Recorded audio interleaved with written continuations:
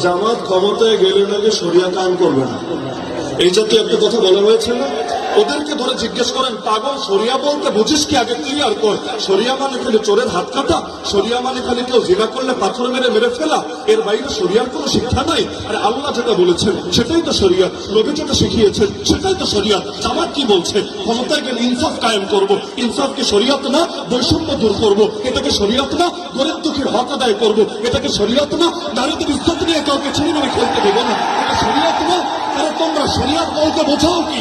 শরিয়াত বলতে বোঝাও কি? এমনকি তারা যে প্রলোভন দিচ্ছে, ক্ষমতায় গেলে তারা শরিয়াত কায়েম করে উল্টিয়ে ফেলবে, এটা কোন শরিয়াত? গতকালও তো আমি দেখেছি, আমি নিজ কানে ভিডিও, সরাসরি তো ছিলাম না, এই মাঠের কথা বলছি।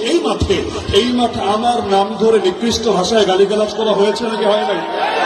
আমাকে আজকে এখানে আসতে দিবে না এরকম ঘোষণা অথর্ব দিয়েছে নাকি দেয় নাই?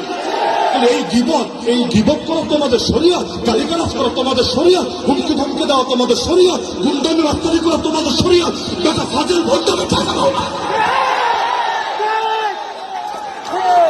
যতদিন একসাথে থাকো তখন কোনো দোষ নজরে পড়ে না, যখন আলাদা হও তখন ফতোয়া দিতে দ্বিধা করো না।